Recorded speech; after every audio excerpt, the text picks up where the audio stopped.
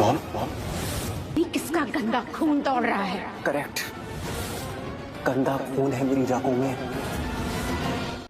शिवान से अपनी प्रार्थना को वापस छीन लेगा अब रौनक। शिवान से बदला लेकिन हो जाएगी तब तक बहुत देर। जी हाँ दोस्तों, कुमकुम भाग्य का आने वाला ट्विस्ट होने वाला है बहुत ही धमाकेदार, जहां पर अभी तक ऐसा लग रहा था कि प्रार्थना रौनक से प्यार करती है, लेकिन अब तो प्रार्थना ने खुद कह दिया है कि रौनक जी उसके सिर्फ अच्छे दोस्त थे, यानी कि यहाँ पर प्रार्थना ने प्यार किया ही नहीं रौनक से।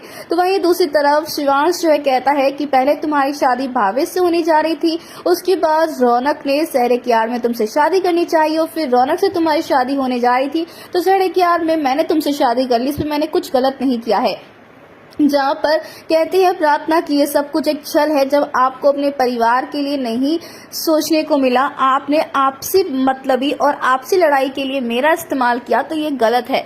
जहाँ दूसरी तरफ रौनक तो बेचारा पागल हो चुका है। जी हाँ, प्रार्थना के प्यार में प्रार्थना को वापस पाने के लिए रौनक लड़ रहा है और अपनी माँ स्मिता से जवाब मांग रहा है कि शिवांश ने ऐसा क्यों किया। शिवांश ने मेरी जिंदगी मुझसे छीन ली है, लेकिन अब मैं सब कुछ अपना वापस छीन लूंगा शिवांश से। तो वहीं दूसरी तरफ शिवांश जो है उसका सिर्फ एक ही मकसद है, वो है स्मिता को बर्बाद करना, यानी कि अपनी माँ से रिवेंज लेना।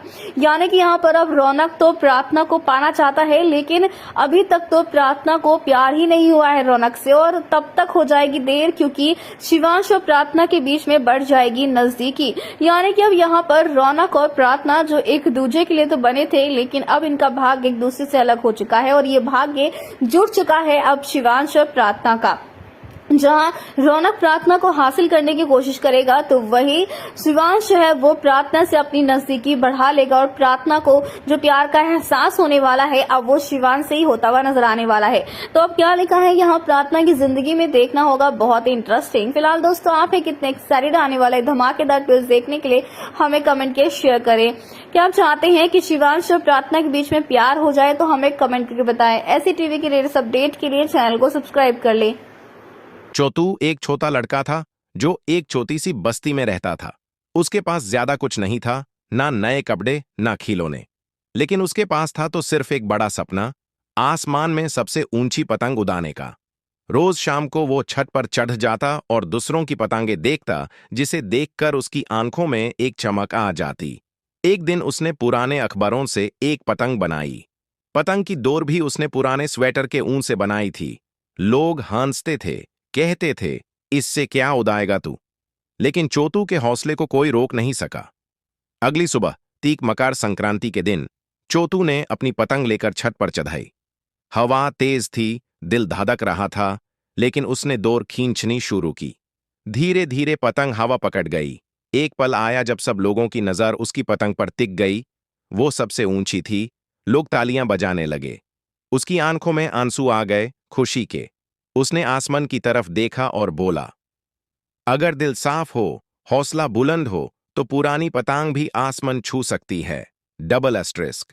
चोतू एक छोटा लड़का था जो एक छोटी सी बस्ती में रहता था। उसके पास ज्यादा कुछ नहीं था, ना नए कपड़े ना खिलौने, लेकिन उसके पास था तो सिर्फ एक बड़ा सपना, आसमान में सबसे ऊंची पतंग उड़ाने का। रोज शाम को वो छत पर चढ़ जाता और दूसरों की पतंगें देखता, जिसे देखकर उसकी आंखों में एक चमक आ जाती। एक दिन उसने पुराने अखबारों से एक पतंग बनाई। पतंग की डोर भी उसने पुराने स्वेटर के ऊन से बनाई थी। लोग हंसते थे, कहते थे, इससे क्या उड़ाएगा तू, लेकिन चोतू के हौसले को कोई रोक नहीं सका। अगली सुबह तीक मकर संक्रांति के दिन चोतू ने अपनी पतंग लेकर छत पर चढ़ाई। हवा तेज थी, दिल धड़क रहा था, लेकिन उसने डोर खींचनी शुरू की। धीरे धीरे पतंग हवा पकड़ गई। एक पल आया जब सब लोगों की नजर उसकी पतंग पर टिक गई। वो सबसे ऊंची थी, लोग तालियां बजाने लगे। उसकी आंखों में आंसू आ गए खुशी के। उसने आसमान की तरफ देखा और बोला, अगर दिल साफ हो, हौसला बुलंद हो, तो पुरानी पतंग भी आसमान छू सकती है। Double asterisk.